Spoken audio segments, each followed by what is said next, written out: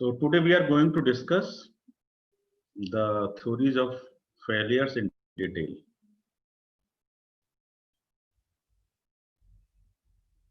Theories of failures.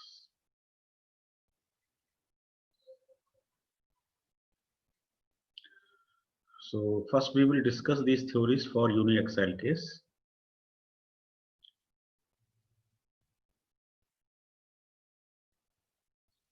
Then we will go for the biaxial, then we will go for the triaxial.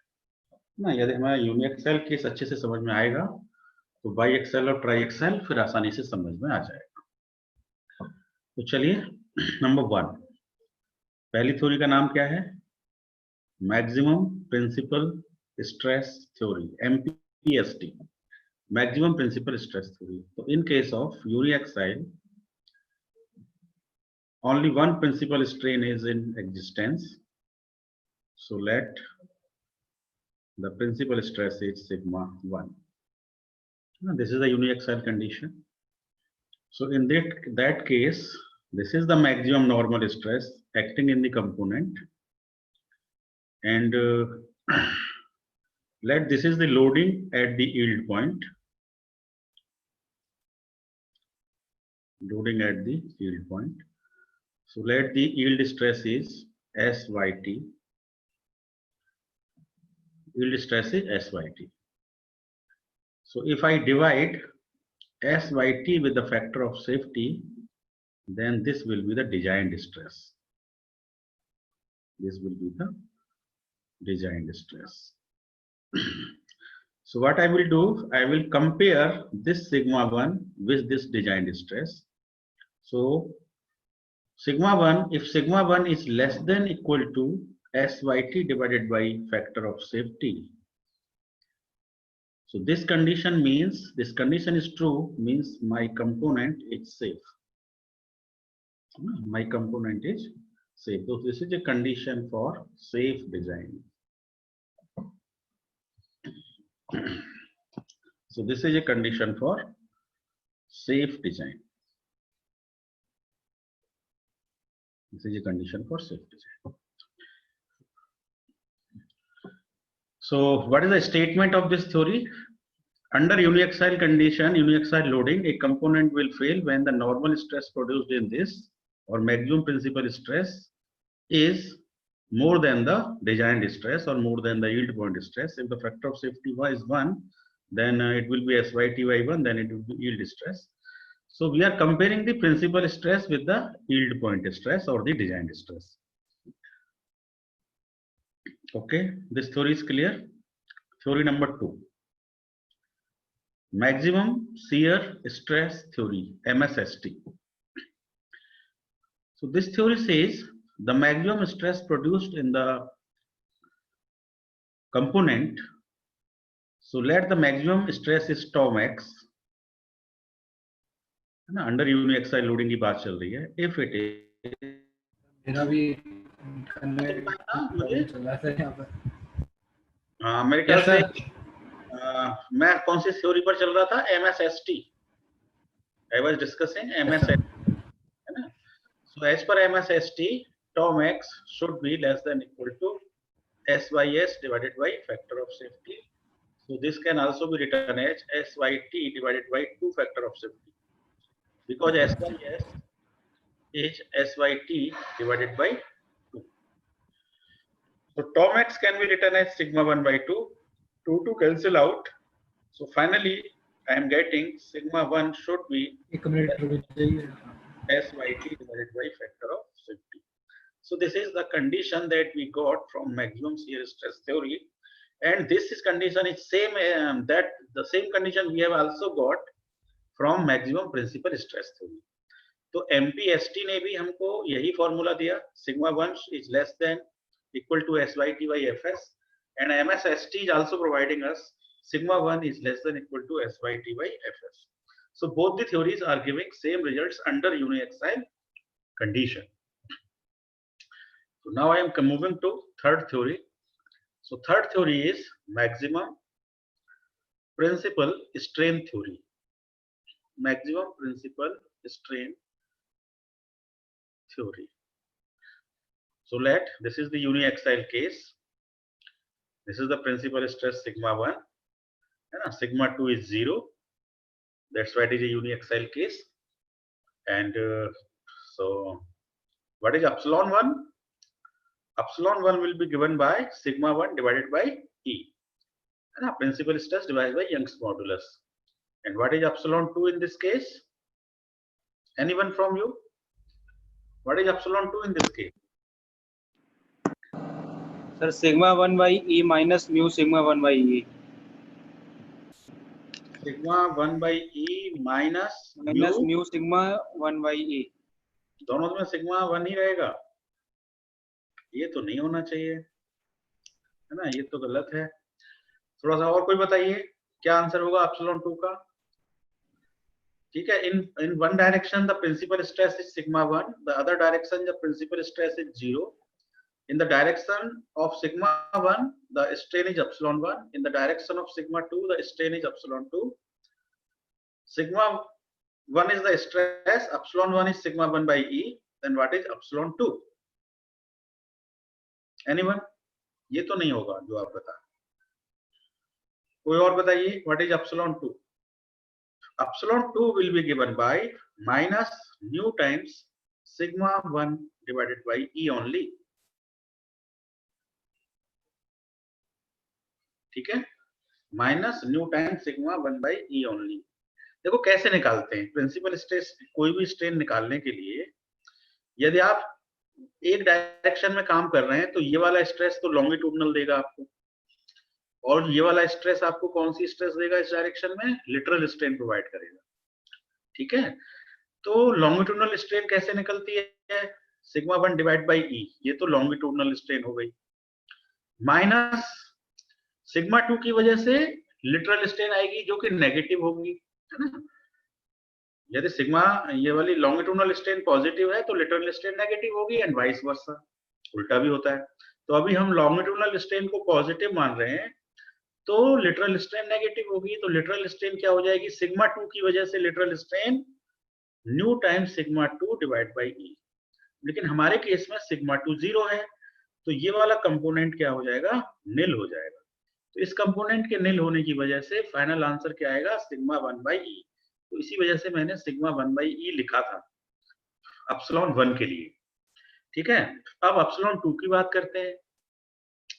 तो epsilon 2 में क्या होगा? फिर उसी तरह से बात चलेगी। एप्सिलॉन 2 इज गिवन बाय,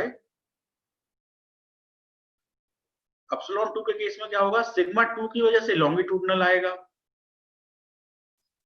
और सिग्मा 1 की वजह से लिटरल आएगा। अब आपका सिग्मा 2 0 है हमारे केस में, यूनिएक्साइल केस में, तो ये कंपोनेंट 0 हो गया। तो 0 होने के बाद क्या बचा? Minus nu sigma 1 divided by E. This is the answer. तो इसलिए मैंने एप्सिलॉन 2 को ये लिखा, minus nu time sigma 1 by E. ये जो किसी ने बताया था, तो ये दोनों जगह सिग्मा 1 कैसे ले सकते हो? एक जगह सिग्मा 2 लोगे तब दूसरी तरफ सिग्मा 1 लोगे, है ना? तो उस केस में ये आंसर सही है और ये वाला कंपोनेंट 0 हो जाएगा क्योंकि सिग्मा 2 0 है। तो आपका आंसर फिर वही आ जाएगा, minus nu time sigma 1 by E. ठीक है, तो ये बात अच्छी तरह से समझ लीजिए कि भले ही प्रिंसिपल स्ट्रेस 0 है लेकिन प्रिंसिपल स्ट्रेन 0 नहीं है। ठीक है, तो मैक्सिमम प्रिंसिपल स्ट्रेन थ्योरी जो है वो प्रिंसिपल स्ट्रेन पर ही कंसंट्रेट करती है ना? वो कहती है कि आप एप्सिलॉन 1 फाइंड करिए, एप्सिलॉन 2 फाइंड करिए और इन दोनों में से जो मैक्सिमम हो, है ना, एप्सिलॉन 1 और एप्सिलॉन 2 में जो मैक्सिमम हो उसको आप कंपेयर कर दीजिए किसके साथ? यील्ड पॉइंट स्ट्रेन के साथ। तो यील्ड पॉइंट स्ट्रेन कैसे निकलेगी? Epsilon YT. एप्सिलॉन वाईटी का मतलब है yield point strain at the yield point. तो यील्ड पॉइंट स्ट्रेन कैसे निकलेगी? स्ट्रेस कितना है? SYT divided by Young's modulus. तो ये यील्ड पॉइंट स्ट्रेन होती है। तो इस थ्योरी का ये कहना है कि कोई मैकेनिकल कंपोनेंट कब फेल होगा? A mechanical component will fail when the principal stress produced in the component is more than the principal strain at the yield point. ठीक है, हम yield point से कंपेयर कर रहे हैं। MPST में भी हमने yield point से कंपेयर किया प्रिंसिपल स्ट्रेस को। शियर स्ट्रेस थ्योरी के केस में हमने शियर स्ट्रेस को कंपेयर किया। और प्रिंसिपल स्ट्रेन थ्योरी के केस में we are comparing principal strain with the yield point. In every case, we are comparing with the yield point. So, if epsilon 1 is greater, then we can say sigma 1 by E should be less than equal to SYT divided by E. If we are using a factor of safety, then we can use factor of safety also. So E and E cancel out. So we can say sigma 1 should be less than equal to SYT divided by factor of safety. So again we are getting the same stress over here, है ना. मतलब जो हमने same formula here जो हमने principal stress theory से जो हमें लास्ट रिजल्ट मिला है, शियर स्ट्रेस थ्योरी से जो लास्ट रिजल्ट मिला है, और अब जो मैक्सिमम प्रिंसिपल स्ट्रेन थ्योरी से जो लास्ट रिजल्ट मिला है, these all three results are similar, exactly similar. यही तो लास्ट लाइन मिलती है.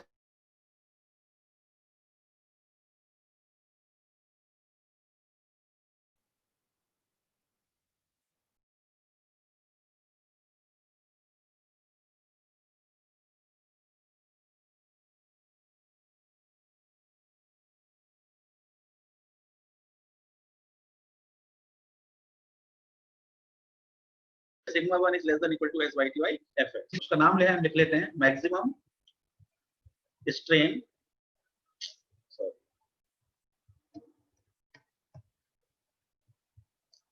Maximum strain energy theory. So uniaxial condition है. यूनिएक्सियल कंडीशन में एप्सिलॉन 1 एग्जिस्ट कर रहा है, एप्सिलॉन 2 तो एग्जिस्ट नहीं कर रहा है. ठीक है. तो इस एप्सिलॉन की वजह से स्ट्रेन कितनी प्रोड्यूस हो रही है? एप्सिलॉन 1 प्रोड्यूस हो रही है, ये स्ट्रेस प्रोड्यूस हो रहा है, ये स्ट्रेन प्रोड्यूस हो रही है. Then what will be the strain energy? So let the strain energy is represented by U. So strain energy will given by, आपने वो ग्राफ देखा है ना, सिग्मा वर्सेस एप्सिलॉन. ये ग्राफ आपने देखा है. तो इस ग्राफ में आपको इस तरह से स्ट्रेट लाइन मिलती है ना. उसके बाद यील्ड स्टेज, फिर इस तरह से कुछ ग्राफ आता है ना माइल्ड स्टील के केस में, स्ट्रेस स्ट्रेन ग्राफ. तो यदि आप यहां से परपेंडिकुलर डाल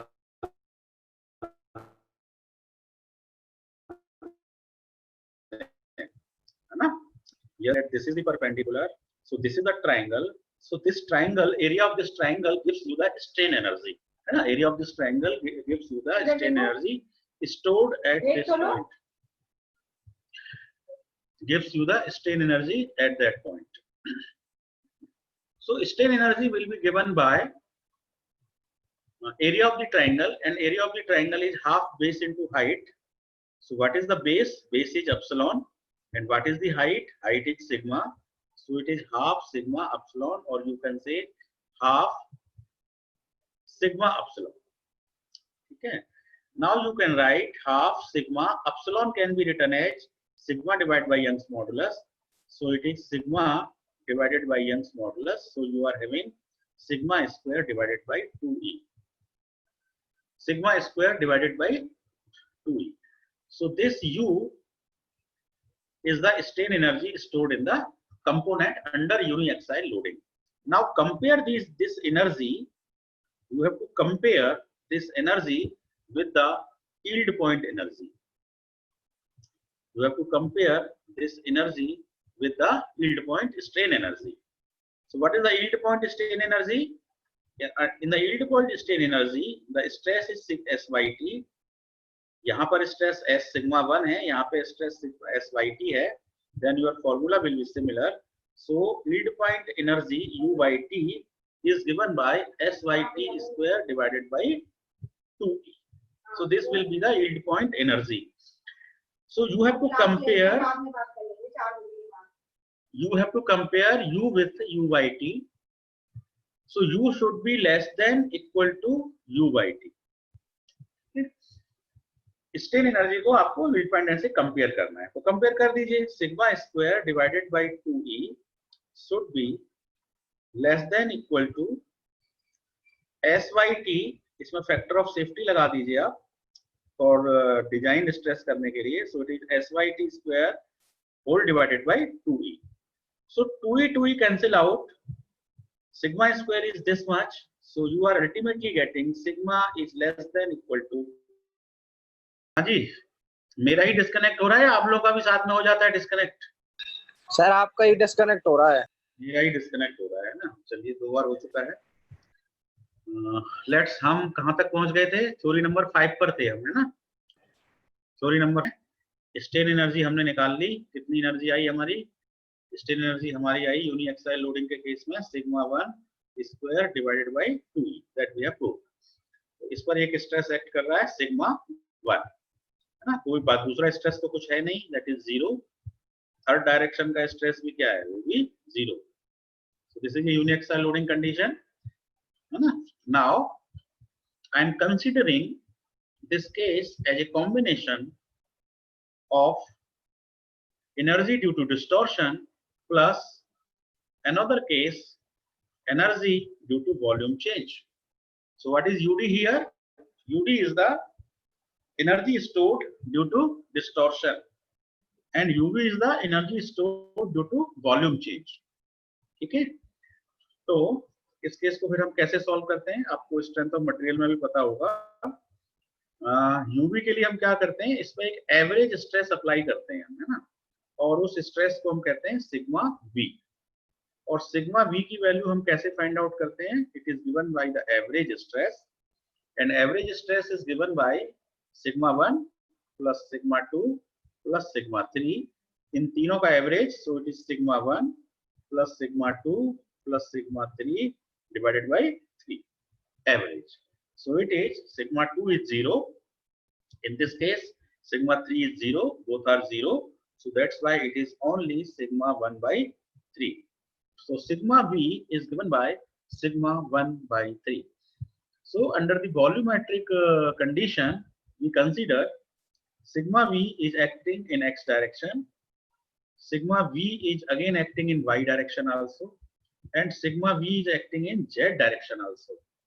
So this is a volumetric change condition, or it is known as hydrostatic condition. It is known as hydrostatic condition. So as per hydrostatic condition, it is responsible for the volume change. है ना? In each direction, the stresses are acting equal. Sigma V, sigma V, sigma V. Okay. So what is the total stress in X direction? Total is sigma 1. Out of sigma 1, sigma V has been used for volume change. So what is the remaining stress? So remaining stress is responsible for the distortion. Total is sigma 1. Sigma V has been used for the volume change. So the remaining stress is sigma 1 minus sigma V, and this stress is responsible for the distortion. Now come to the Y direction. What is the stress? Total stress is 0. Total stress is 0. Out of 0, sigma V has been used in Y direction. So the remaining stress is 0 minus sigma V. So it is minus sigma V. And minus sigma V means it is a compressive type of stress.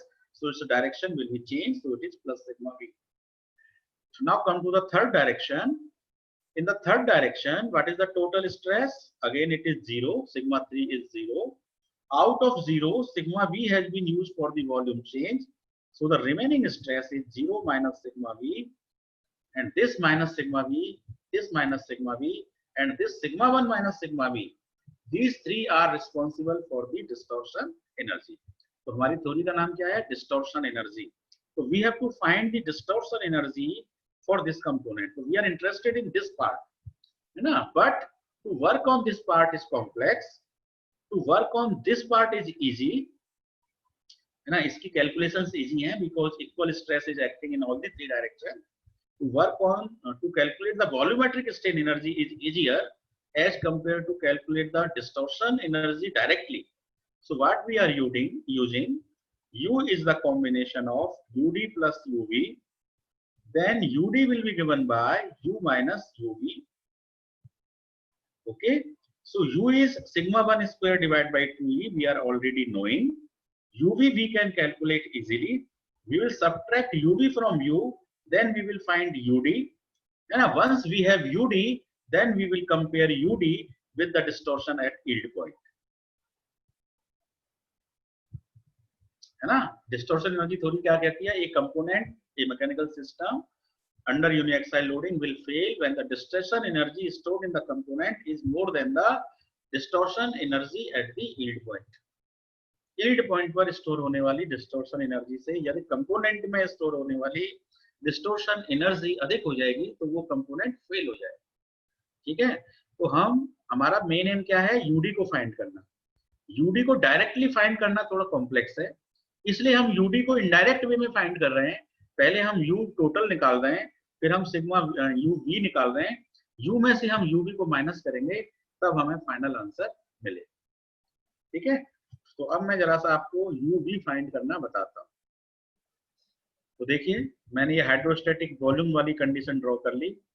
This is sigma V, this is also sigma V, this is also sigma V, this is the strain energy for the volume change. So this will be given by half, अभी मैंने energy का क्या formula बताया था? Half sigma epsilon बताया था ना. तो इस सिग्मा वी की वजह से half sigma V epsilon V plus Y direction में सिग्मा वी की वजह से दोबारा से आ जाएगा term half sigma V epsilon V plus Z direction में फिर से ये टर्म आ जाएगा half sigma V epsilon V. यदि हम तीनों को प्लस कर देंगे तो ये हो जाएगा 3/2 सिग्मा वी एप्सिलॉन वी. अब हम इसे लिख सकते हैं 3/2. अब सिग्मा वी क्या है? स्ट्रेस है. एप्सिलॉन वी क्या है? वो स्ट्रेन है. तो एप्सिलॉन वी कैसे निकलेगा? एप्सिलॉन वी निकालने के लिए stress divide by Young's modulus. तो ये हो गया सिग्मा वी बाई ई, है ना. तो इस सिग्मा वी की वजह से मिली कौन सी? Longitudinal strain. उसके बाद ये वाला सिग्मा वी क्या देगा? Literal strain. ये वाला सिग्मा वी क्या देगा? Literal strain. तो एक सिग्मा भी तो लॉन्गिट्यूडनल देगा, बाकी दोनों सिग्मा भी लिटरल देंगे. तो ये कुल मिलाकर हो जाएगा longitudinal minus literal new sigma we by E minus again literal new sigma we by E. So sigma we by E common, तो आपको मिल जाएगा 1 minus 2 nu divided by E into sigma we.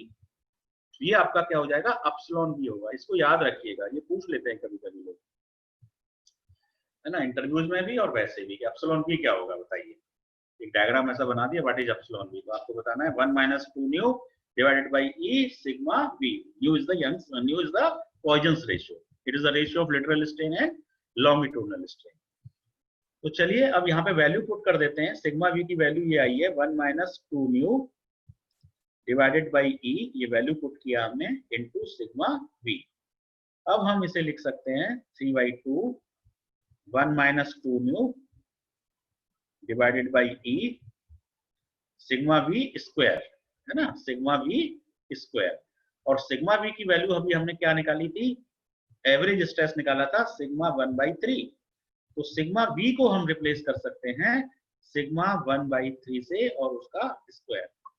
तो अब जब आप इसे सॉल्व करेंगे तो एक 3 कैंसिल आउट हो जाएगा, ये वाला 3 और एक 3 रिमेन करेगा. 3 स्क्वायर इज 9, 3 3 जा 9, 3 2 जा 6e. तो डिनोमिनेटर में तो 6e आ जाएगा, ऊपर आपका बचेगा 1 माइनस 2 न्यू और ये आ जाएगा आपका sigma 1 square. So this is the final formula for UV. देखिए यूवी हमने कितने आसानी से निकाल लिया. सिंपल एक फॉर्मूला लगाया, half sigma V epsilon V, 3/2 times this much, value put कर दिया, ये आंसर आ गया. ठीक है, तो अब इस आंसर को मैं जरा सा बोर्ड पर लिखता हूं. मैंने ये जान लिया कि यदि सिग्मा वी एक्ट करेगा तीनों तरफ, ठीक है, ये बातें बाई एक्सेल में भी काम आएंगी, ट्राई एक्सेल में भी काम आएंगी. सिग्मा वी एक्ट करेगा तो इस पर्टिकुलर केस में एप्सिलॉन वी की वैल्यू तो 1 minus 2 nu divided by E sigma we होती है. और यूवी की वैल्यू, यूवी मतलब वॉल्यूमेट्रिक स्ट्रेन एनर्जी, उसकी वैल्यू कितनी होती है? अभी हमने जो सॉल्व किया है उसमें क्या आंसर आया था हमारा? 1 minus 2 nu divided by 6e into sigma 1 square. ये याद रखिए, ठीक है. वॉल्यूमेट्रिक स्ट्रेन एनर्जी आ गई आपकी. अब देखो टोटल स्ट्रेन एनर्जी आपकी कितनी थी? Sigma 1 square divide by 2e। Total में से वॉल्यूमेट्रिक को माइनस कर देंगे तो हमें कौन सी एनर्जी मिल जाएगी? डिस्टॉर्शन एनर्जी मिल जाएगी। तो UD is given by sigma 1 square divide by 2e, ये स्ट्रेन एनर्जी है, minus volumetric strain energy, so it is 1 minus 2 nu sigma 1 square divided by 6e। अब इसका यदि आप एलसीएम ले लें तो 6e आ जाएगा, तो ये कितना हो जाएगा? 3 है ना, 3 माइनस 1 और ये माइनस माइनस प्लस हो जाएगा और सिग्मा 1 स्क्वायर कॉमन, तो अब क्या मिला आपको? 2 plus 2 nu divided by 6e multiplied by sigma 1 square. तो ये फॉर्मूला हो गया फाइनल। ये फॉर्मूला किसका फॉर्मूला हो गया? डिस्टॉर्शन एनर्जी का हो गया। करेक्ट है। अब इस डिस्टॉर्शन एनर्जी को आप कंपेयर करेंगे, किसके साथ कंपेयर करेंगे? यील्ड पॉइंट डिस्टॉर्शन के साथ, यील्ड पॉइंट डिस्टॉर्शन एनर्जी के साथ कंपेयर करेंगे। अब यील्ड पॉइंट की डिस्टॉर्शन एनर्जी क्या होगी? तो यील्ड पॉइंट की डिस्टॉर्शन एनर्जी बिल्कुल आप वैसे ही निकाल सकते हैं। तो यील्ड पॉइंट की डिस्टॉर्शन एनर्जी इसी तरह से डिराइव हो जाएगी, क्योंकि यूनिएक्सियल लोडिंग में जब हम सिग्मा 1 एक्ट कर रहा है तो यील्ड पॉइंट पर क्या एक्ट कर रहा है? SYT एक्ट कर रहा है, तो केस आर सिमिलर। तो सिग्मा 1 की वजह से यदि डिस्टॉर्शन एनर्जी ये आ रही है तो SYT की वजह से जो डिस्टॉर्शन एनर्जी आएगी वो भी बिल्कुल सिमिलर फॉर्मूला आएगा, केवल सिग्मा 1 की जगह SYT हो जाएगा। सिमिलरली डिराइव किया जा सकता है। तो यील्ड पॉइंट की जो स्ट्रेन एनर्जी होगी उसको मैं जरा बोर्ड पे लिख रहा हूं। Energy, distortion energy at the yield point, UDYT, D for distortion, YT for yield point.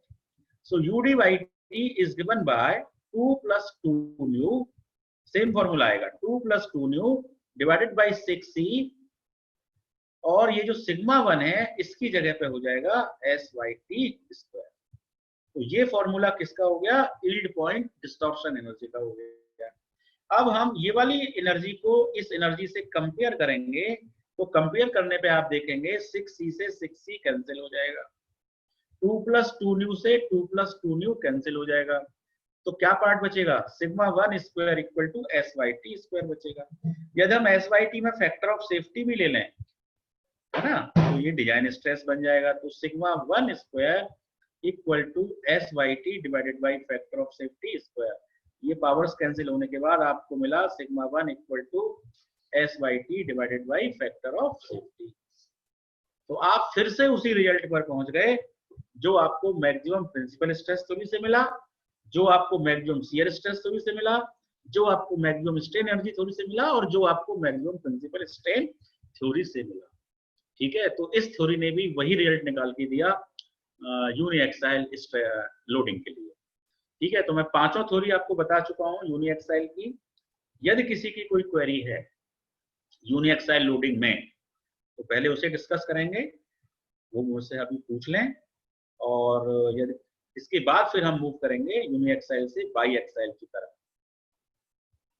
तो यूनिएक्साइल में किसी को कोई प्रॉब्लम अब तक?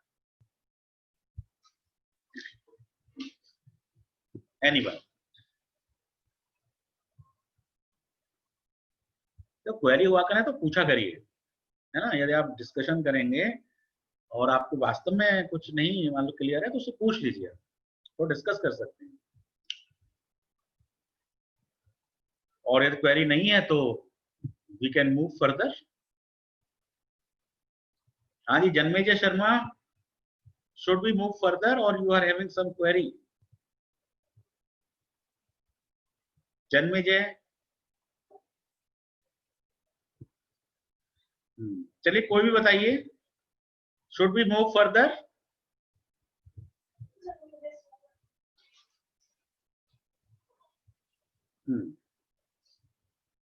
चैट विंडो में आंसर दिया है आपने।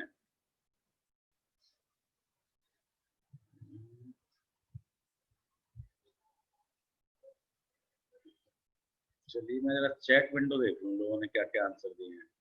क्लियर है सर? सर क्लियर है? Yes sir, no doubt sir, very good. चलिए, तो आप लोग को जवाब दे रहे हैं ना चैट में, गुड है ना, दैट्स गुड। तो यूनिएक्साइल लोडिंग हमने समझ लिया, ठीक है। अब हम बाई एक्साइल की तरफ चल रहे हैं, और बाई एक्साइल करने के बाद हम फिर न्यूमेरिकल पे जाएंगे उसके बाद फिर ट्राई एक्साइल समझेंगे, है ना। चलिए तो आज बाई एक्साइल पे और थोड़ी सी बात करेंगे। बाई एक्साइल में सबसे पहले कौन सी theory, maximum principal stress theory.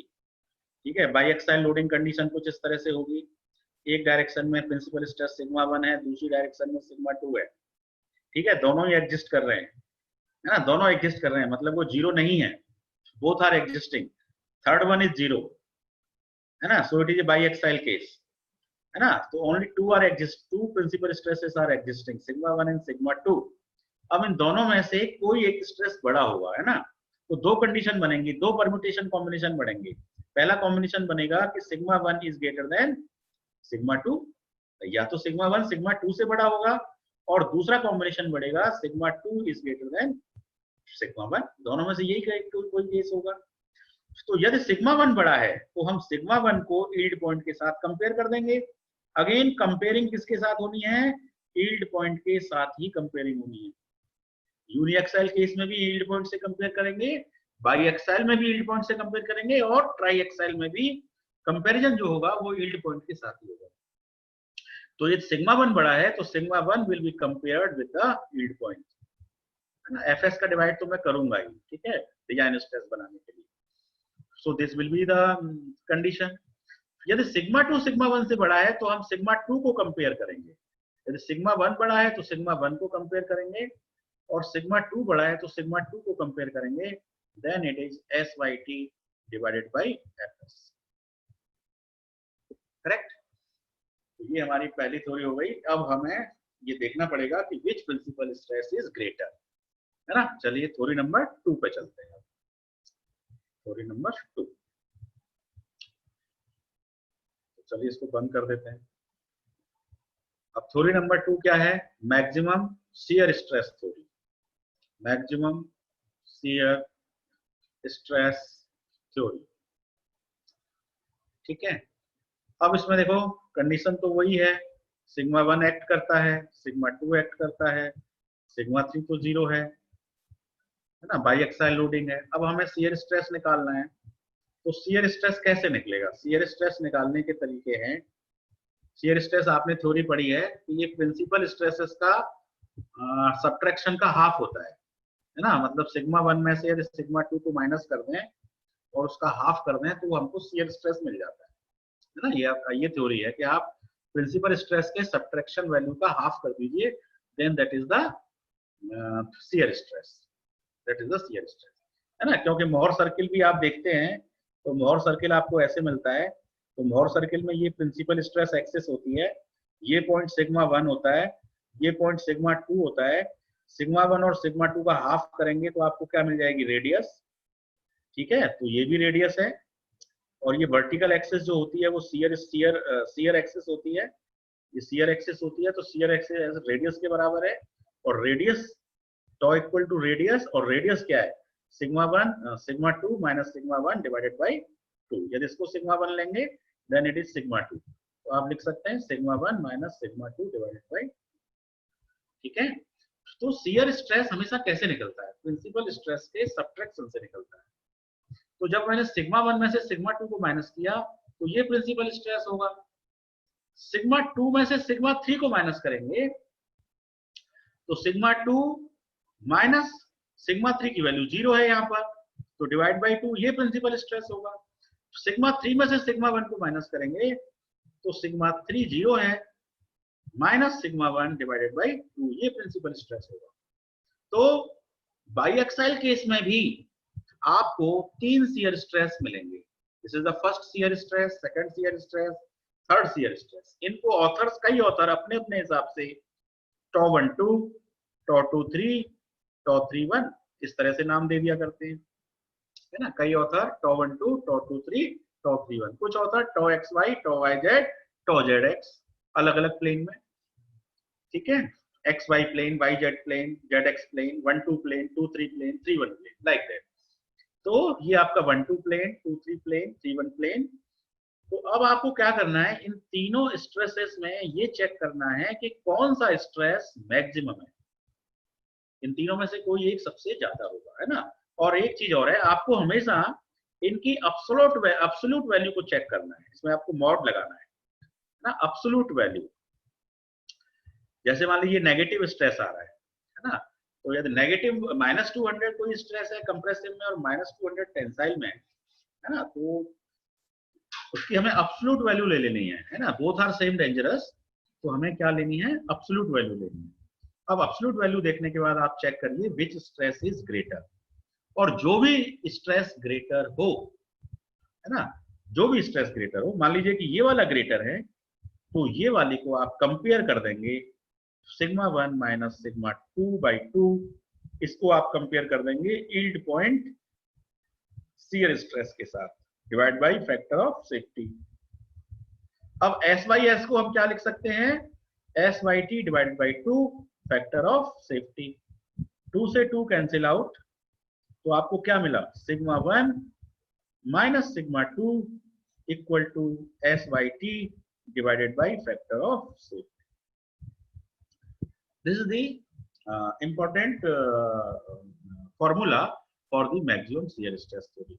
यदि इसको कंपेयर करेंगे तो ये फॉर्मूला मिलेगा, यदि ये ज्यादा हुआ इसको कंपेयर करेंगे तो उस केस में आपको मिलेगा सिग्मा 2/2, ये वाली वैल्यू क्या है, sigma 2/2, it should be compared with the S by factor of safety और S by T by 2 factor of safety, 2 cancel out, so sigma 2 is S by T divided by factor of safety, ये condition मिलेगी। यदि ये बड़ा हुआ तो फिर आपको क्या मिलेगा, sigma 1 equal to S by T divided by factor of safety. ठीक है, तो maximum shear stress theory under biaxial case important है, आपको तीनों तरह से निकालिए, सिग्मा 1, सिग्मा 2, सिग्मा 3। कई बार लोग गलती करते हैं इसमें कि सिग्मा 3 जीरो है, सिग्मा 3 जीरो होने के कारण दे डोंट कंसीडर इट, है ना, और वो केवल यही वाला स्ट्रेस निकाल के कभी कभी क्वेश्चन सॉल्व करते हैं, पता लगता है कि ये वाला स्ट्रेस मैक्सिमम था, तो आपका आंसर गलत आ जाता है। You have to take maximum stress out of these three, very important. ठीक है, थर्ड थ्योरी का क्या नाम है, maximum principal strain theory, maximum principal strain theory. Strain theory देखो बाइएक्सियल केस है, ठीक है, इधर सिग्मा 1 एक्ट कर रहा है, इधर सिग्मा 2 एक्ट कर रहा है, इधर तो कोई स्ट्रेस नहीं एक्ट कर रहा है, जीरो है। तो अब बताइए एप्सिलॉन 1 कितना होगा, एप्सिलॉन 2 कितना होगा, एप्सिलॉन 3 कितना होगा, है ना। Epsilon 1 means strain in first direction, strain in second direction, epsilon 2 strain in third direction, epsilon 3। ठीक है, तो अब मुझे आंसर बताएं, एप्सिलॉन 1 की वैल्यू क्या होगी, एप्सिलॉन 2 की क्या होगी। जो तीनों आंसर बता सके वो जरा बोले, unmute please, unmute your mic and tell the answer. कितने पार्टिसिपेंट है मेरे साथ इस वक्त, 83 पार्टिसिपेंट्स आर विद मी। तो 83 में से कोई भी मुझे एप्सिलॉन 1, एप्सिलॉन 2 और एप्सिलॉन 3 की वैल्यू बताए। देखिए बहुत आसान है, सिग्मा 1 की वजह से लॉन्गिट्यूडनल आएगा तो सिग्मा 1 बाई ई कर दिया, सिग्मा 2 की वजह से लिटरल आएगा तो माइनस न्यू सिग्मा 2 बाई ई कर दिया, इसकी वजह से लिटरल आएगा लेकिन वो पार्ट जीरो हो जाएगा क्योंकि सिग्मा 3 जीरो है ना, तो वो लिटरल आएगा minus nu sigma 3 by E, लेकिन ये जीरो हो जाएगा क्योंकि सिग्मा 3 जीरो है। ठीक है, तो एप्सिलॉन 1 की वैल्यू ये होगी फाइनली, ये आप लोग थोड़ा जान लीजिए, बोला करिए। तो एप्सिलॉन 1 ये हो गया। अब एप्सिलॉन 2 निकालिए, एप्सिलॉन 2 के केस में हम इस डायरेक्शन में इंटरेस्टेड हैं, तो इस डायरेक्शन में सिग्मा 2 की वजह से तो लॉन्गिट्यूडनल आएगा, तो हम लिखेंगे सिग्मा 2 बाई ई, लॉन्गिट्यूडनल हो गया। अब सिग्मा 1 की वजह से लिटरल आएगा, इसकी वजह से लिटरल आएगा, वो जीरो हो जाएगा, इसलिए एप्सिलॉन 2 का फॉर्मूला यही हो जाएगा कुल मिलाकर। ठीक है, अब एप्सिलॉन 3 का निकालिए। एप्सिलॉन 3 के केस में we are interested in Z direction और third direction, so in this direction the stress is zero, तो इसकी वजह से लॉन्गिट्यूडनल आएगा, लॉन्गिट्यूडनल की वैल्यू हो जाएगी 0 बाई ई। अब 0 बाई ई का वैल्यू क्या हो जाएगी, जीरो ही हो जाएगी, तो लॉन्गिट्यूडनल स्ट्रेन जीरो हो जाएगी इस डायरेक्शन में क्योंकि स्ट्रेस जीरो है, तो लॉन्गिट्यूडनल स्ट्रेन इज जीरो। अब इसकी वजह से लिटरल आएगी सिग्मा 1 की वजह से थर्ड डायरेक्शन में, तो वो लिटरल हो जाएगी न्यू सिग्मा 1 डिवाइड बाई ई, और सिग्मा 2 की वजह से भी लिटरल आएगी new times sigma 2 by E. तो फाइनली आप कह सकते हैं कि एप्सिलॉन 3 का फॉर्मूला हो जाएगा minus new by E common sigma 1 plus sigma 2। So this is the formula for epsilon 3। अब यहां पर देखिए, भले ही सिग्मा 3 जीरो है लेकिन एप्सिलॉन 3 जीरो नहीं है ना, वेरी इंपॉर्टेंट। भले ही सिग्मा 3 जीरो है लेकिन एप्सिलॉन 3 जीरो नहीं है ना। कई बार लोग गलती करते हैं कि सिग्मा 3 जीरो है तो एप्सिलॉन 3 भी जीरो होगा, नॉट लाइक दैट। तो अब मैक्सिमम प्रिंसिपल स्ट्रेन थ्योरी क्या कहती है? अब आपने प्रिंसिपल स्ट्रेन निकाली, पहली प्रिंसिपल स्ट्रेन ये एप्सिलॉन 1 है, दूसरी एप्सिलॉन 2 है, तीसरी एप्सिलॉन 3 है। अब इन तीनों में से जो मैक्सिमम है, इन तीनों में से एप्सिलॉन 1 में से, एप्सिलॉन 2 से और एप्सिलॉन 3 से, इन तीनों का मैक्सिमम, कोई तो एक मैक्सिमम होगा, है ना। उस मैक्सिमम को आपको कंपेयर करना है यील्ड पॉइंट स्ट्रेन के साथ। किसके साथ कंपेयर करना है? यील्ड पॉइंट स्ट्रेन के साथ। और यील्ड पॉइंट स्ट्रेन क्या होती है?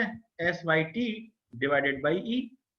यील्ड पॉइंट स्ट्रेन तो यही होती है, S by T divided by Young's modulus.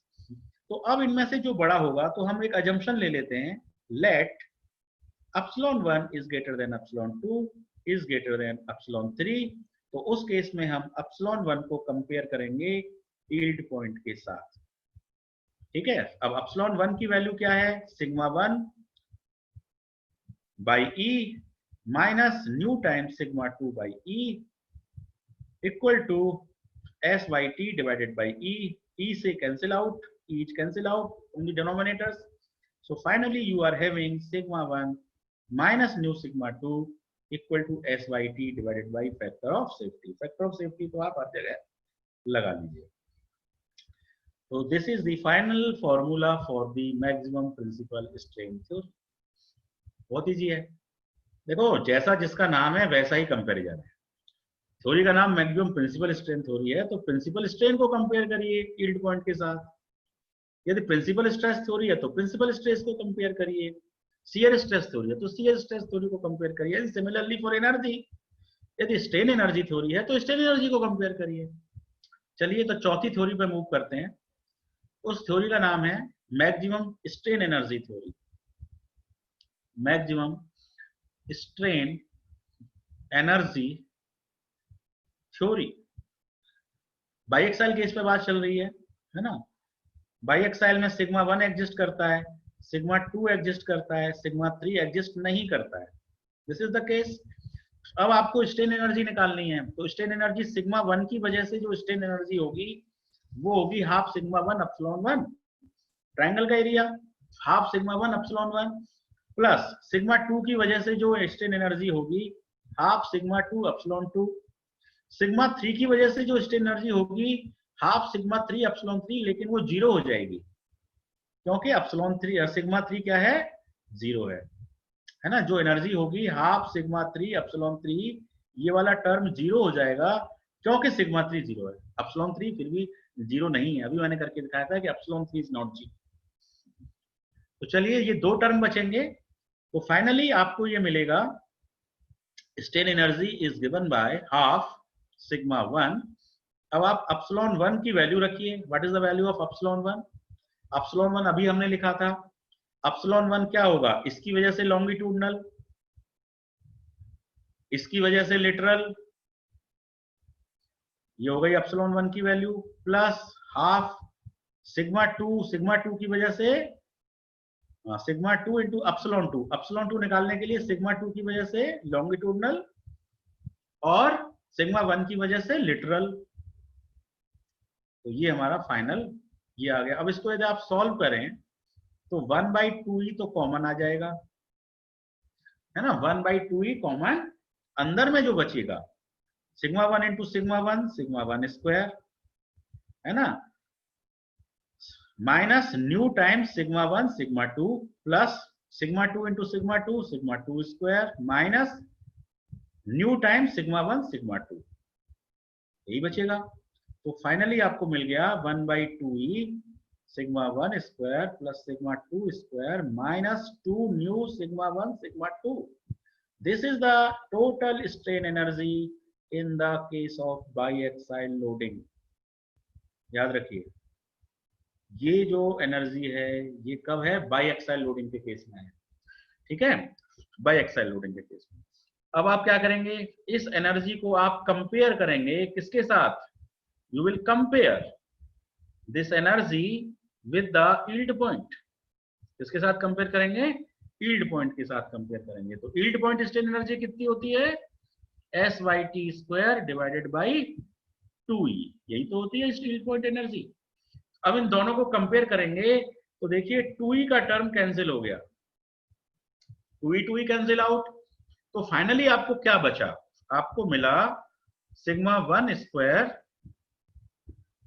Plus σ2² minus 2 σ1 σ2 equal to SYT² or you can say SYT divided by factor of safety square.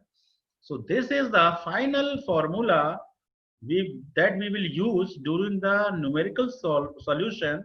जब हम न्यूमेरिकल सॉल्व करेंगे और उस पर्टिकुलर न्यूमेरिकल में यदि हम इस थ्योरी को अप्लाई कर रहे होंगे, मैक्सिमम स्ट्रेन एनर्जी थ्योरी को, तो हम इस फॉर्मूले का इस्तेमाल करेंगे, ठीक है। σ1² plus σ2² minus 2 σ1 σ2 equal to SYT/Fs², ठीक है। अब इस फॉर्मूले में यदि आप σ2 इक्वल टू 0 पुट कर दें तो ये बाईएक्साइल से कैसे केस में कन्वर्ट हो जाएगा? ये यूनिएक्साइल में कन्वर्ट हो जाएगा। तो यूनिएक्साइल में कन्वर्ट होगा तो ये टर्म 0 हो जाएगा, ये टर्म भी 0 हो जाएगा σ2 0 होने से। तो आपका केवल ये टर्म बचेगा, यानी कि σ1² equal to SYT divided by Fs²। तो आप याद कर लीजिए कि जब हमने यूनिएक्साइल केस में हम पढ़ रहे थे तो हमारा यही फॉर्मूला आया था, ठीक है। So biaxial formula can be converted into uniaxial formula by putting σ2 equal to 0 only, ठीक है। So this is the completion of the fourth theory. Now we are moving to fifth theory, last theory, और उसके बाद numerical पे जाना है ना। तो चलिए इसे क्लियर कर देते हैं। तो बाईएक्साइल केस में लास्ट थ्योरी, उसका नाम है maximum distortion energy theory, maximum distortion energy theory. तो देखिए कैसे करेंगे, बाईएक्साइल लोडिंग है तो कंपोनेंट पे एक तरफ एक्ट कर रहा है प्रिंसिपल स्ट्रेस σ1, दूसरी तरफ एक्ट कर रहा है σ2, तीसरी तरफ कितना प्रिंसिपल स्ट्रेस है? 0। बाईएक्साइल केस है तो थर्ड तो 0 है। अब इस कंपोनेंट को मैंने, इसकी जो स्ट्रेन एनर्जी है वो अभी मैंने निकाल ली, कितनी आई थी? इसकी स्ट्रेन एनर्जी आई थी σ1² plus σ2² minus 2 σ1 σ2 divided by 2E, ये आई थी, अभी हमने डिराइव किया है, टोटल स्ट्रेन एनर्जी है ना। अब इस टोटल स्ट्रेन एनर्जी को मैं दो पार्ट में डिवाइड कर रहा हूं, energy due to distortion plus energy due to volume change. उसी तरह जैसे हमने यूनिएक्साइल में किया था, energy due to distortion, energy due to volume change. अब जो वॉल्यूम चेंज है उसमें फिर से वही हाइड्रोस्टैटिक कंडीशन लगेगी, σV σV σV,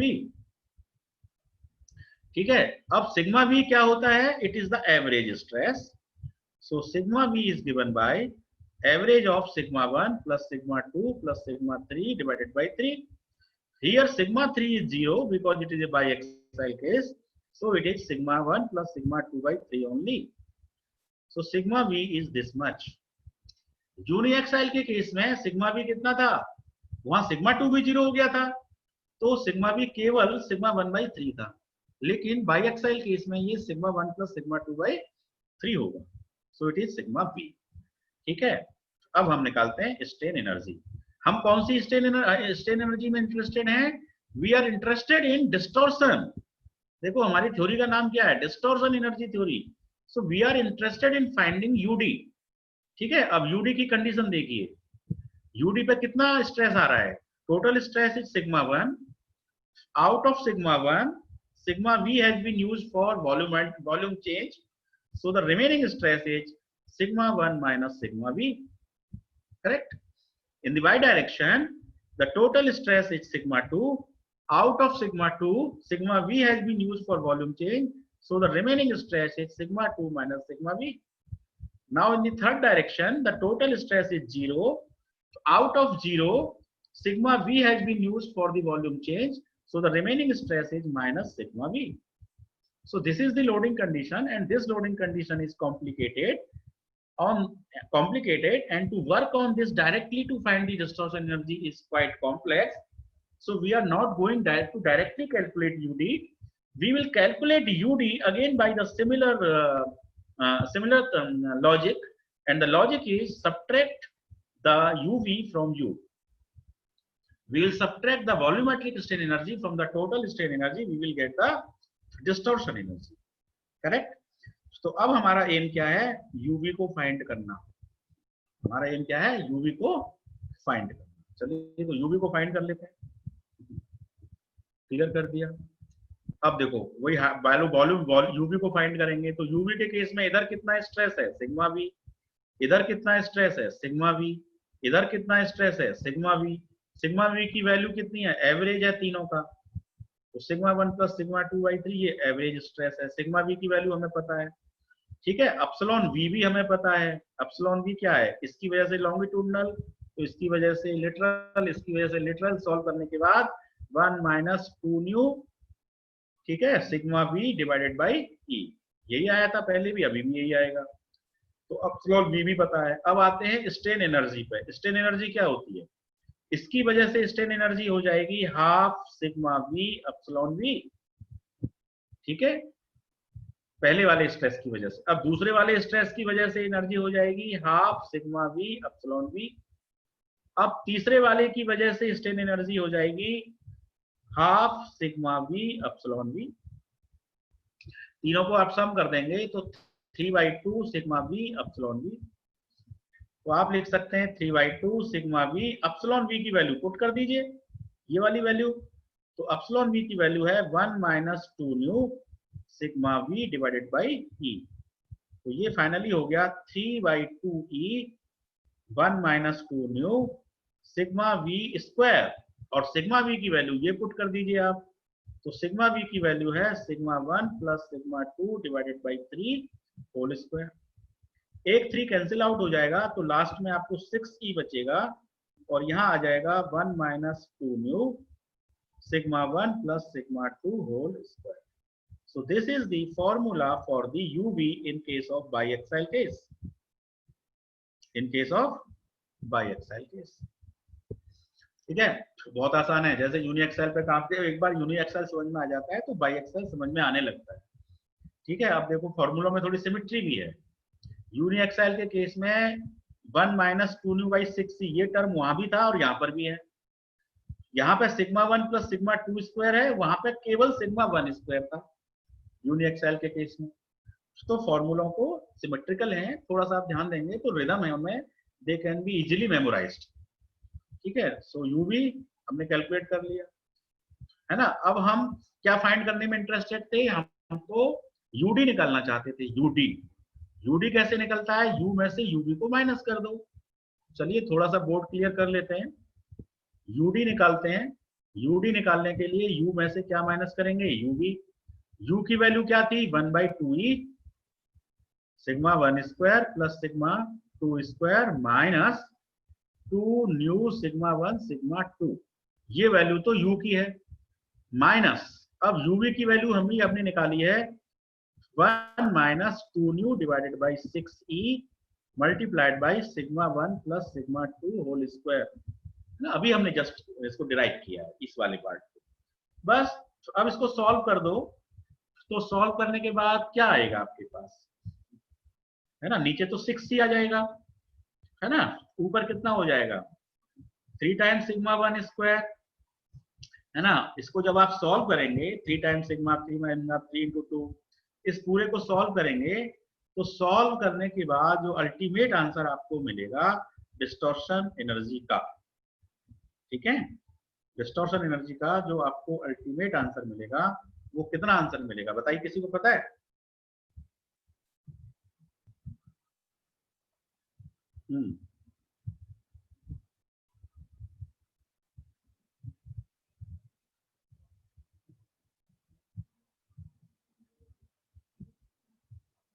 anyone? Solve कर सकते हैं, चलिए इसको आप होमवर्क में लीजिए, है ना, आप इसको सॉल्व करिएगा। मैं लास्ट रिजल्ट लिख रहा हूं यहाँ पर, पहले तो आप सॉल्व करेंगे, सॉल्व करने के बाद इसको कंपेयर करेंगे। कंपेयर किसके साथ करेंगे? यील्ड पॉइंट के साथ करेंगे, ठीक है, यील्ड पॉइंट के साथ कंपेयर करेंगे, यील्ड पॉइंट डिस्टॉर्शन एनर्जी के साथ कंपेयर करेंगे, ठीक है। और कंपेयर करने के बाद जो आपको नटसेल फॉर्मूला मिलेगा, वो फॉर्मूला आपको मिलेगा sigma 1 square plus sigma 2 square minus sigma 1 sigma 2 equal to S by T divided by factor of safety square. ये फॉर्मूला आपको मिलेगा। क्लियर है? तो इसको कर लीजिएगा। ये 5 थ्योरी होगी हमारी। कोई डाउट हो तो पूछिए, otherwise I will move towards the numerical. हाँ जी, एनी डाउट? मैं जरा पीपीटी शेयर कर रहा हूँ आपके साथ।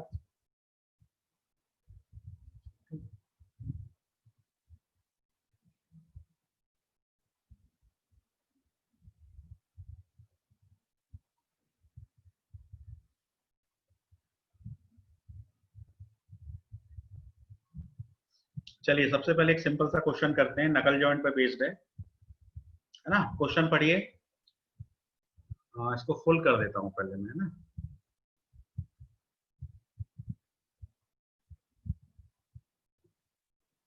Yes, PPT visible to all of you? हाँ जी, ऑडिबल हूं मैं?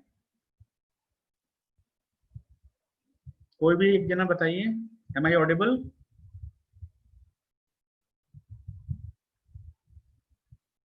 आदित्य राज बताइए, am I audible? Yes sir. ठीक है, चैट यस विंडो, सर। ठीक है, ठीक है, ओके ओके, यस सर, ठीक है, गुड। तो अब इस क्वेश्चन को आप देखिए। इस क्वेश्चन में क्या लिखा है? 2 circular rods of 50 millimetre diameter are connected by a knuckle joint as shown in figure by a pin of 40 millimeter in diameter. If a pull of 120 kilonewton acts at each end, find the stress in the rod and the pin. ठीक है, 2 circular rod हैं। How many circular rods are there? 2 circular rods are there, है ना। पहले जरा इसको pen बना लेता हूँ। Let it is a pointer option. So there are 2 circular rods, है ना। So this is the first circular rod and this is the second circular rod, ठीक है। नकल जॉइंट, नकल जॉइंट के केस में क्या क्या आइटम्स होते हैं, है ना। दो तरह के जॉइंट्स आपने पढ़े हैं, एक तो क्वार्टर जॉइंट और एक होता है नकल जॉइंट, ठीक है।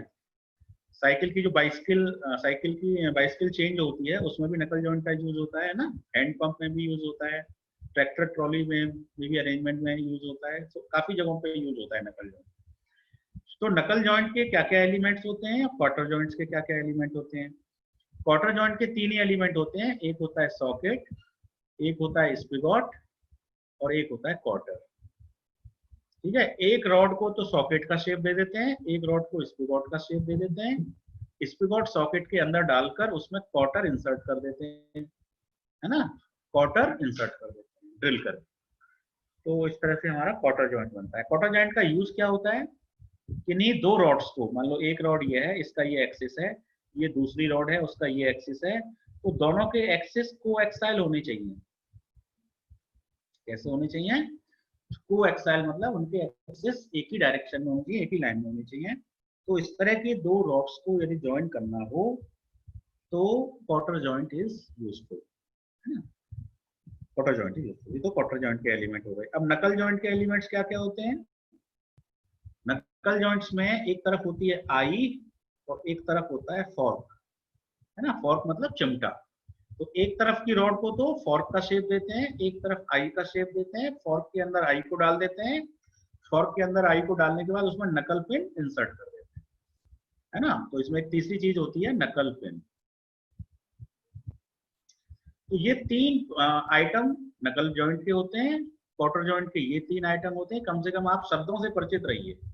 क्वार्टर जॉइंट में सॉकेट, स्पिगॉट, क्वार्टर, और नकल जॉइंट में आई, फॉर्क, नकल पिन। तो अब ये क्वेश्चन नकल जॉइंट का है।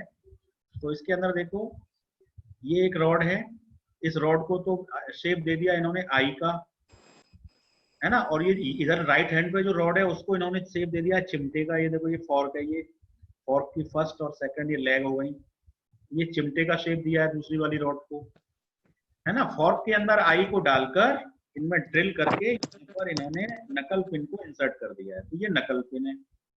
ये जो आपका आइटम है ये वाला, ये पूरा जो आइटम है, दिस आइटम इज करेक्ट।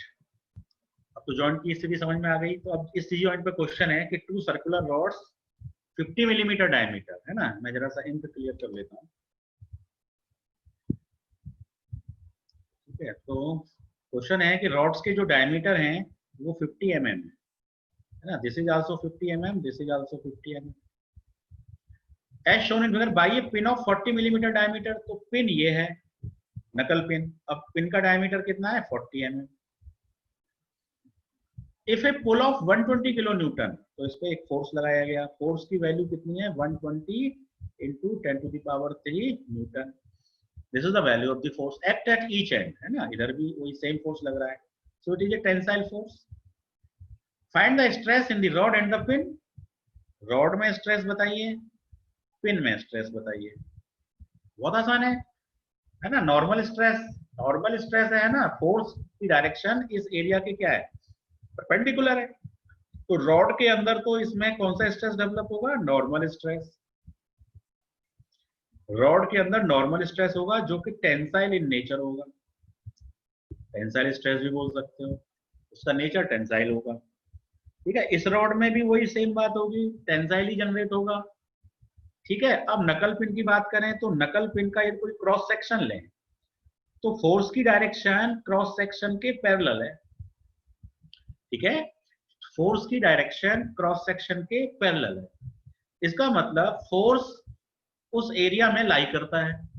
जब फोर्स की डायरेक्शन पैरेलल होती है तो इस पर्टिकुलर एरिया पर वो शियर स्ट्रेस प्रोवाइड करेगा। तो नकल pin will be under shear stress and rods will be under normal stress, ठीक है। एक ही फोर्स की वजह से दो अलग अलग सिचुएशन पर अलग अलग तरह के स्ट्रेस डेवलप होंगे। तो अब ये पूछ रहा है find the stress in the rod. तो पहले रॉड का निकाल लो। तो सिग्मा रॉड के लिए बात हो रही है, तो sigma is given by force divide by area, है ना। और P by A, P is given 120 10 to the power 3 divided by area. What is the area? Rod is circular, so area is pi by 4 d square, and diameter of the rod is given 50, so it is pi by 4 50 square, and it can be solved. You can get the answer in megapascal, है ना, Newton पर mm square. अब आते हैं हम नकल pin पे। नकल पिन में तो शियर स्ट्रेस डेवलप हो रहा है, तो पिन के अंदर shear stress can be given bye again force by area. Force की वैल्यू वही है 120 10 to the power 3 न्यूटन्स में। एरिया ऑफ द नकल पिन ये भी सर्कुलर है, तो इसका भी एरिया हो गया पाई बाय 4 डी स्क्वायर, है ना। But the diameter is 40 not 50, so diameter is 40, so it is 40 square. So pi by 4 40 square से सॉल्व कर लीजिए, आपका आंसर आ गया, है ना। ध्यान रखिए यदि यहाँ पे नकल पिन की बात कर रही है तो नकल पिन का डायमीटर यूज होगा। यहाँ रॉड की बात चल रही है तो रॉड का डायमीटर यूज होगा। कई बार तो लोग इसी बात में गलती कर देते हैं, है ना। ये सही करते हैं, यहाँ पे 40 की जगह 50 लेके गलत आंसर आ जाता है। Be careful. हाँ जी, इस क्वेश्चन में कोई प्रॉब्लम? डन। खाना तो बोल दिया करो। क्लियर है सर। ठीक है, गुड गुड, क्लियर है sir.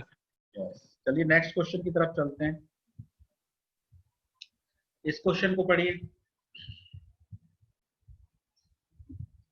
Figure shows a C clamp, है ना। सी क्लैंप का क्वेश्चन है। C clamp which carries a load of 25 kilo newton, ठीक है। तो ये पी की वैल्यू कितनी है 25 किलो न्यूटन। सी क्लैंप पे लोड आ रहा है। The cross section of the clamp is rectangular, तो इसका जो क्रॉस सेक्शन है वो कैसा है, रेक्टेंगुलर है ना। रेक्टेंगुलर पार्ट का इनर्शिया कितना होता है bh³/12, जानते हो ना। रेक्टेंगुलर पार्ट का इनर्शिया क्या होता है bh³/12। तो rectangular and the ratio of width to thickness is 2:1। B और टी का जो रेशियो है वो आपको 2 दे रखा है, इसका मतलब b इक्वल टू 2t दे रखा है। बी और टी में रिलेशन पता है, तो इसका मतलब बी और टी आपके लिए दो अननोन नहीं है, केवल एक ही अननोन है आपके लिए, है ना, if the relation is given. So clamp is made of cast steel, material is given, grade 20, SUT is 400 megapascal, तो SUT मटेरियल का दे रखा है हमको 400 megapascal। Factor of safety is also given, it is 4।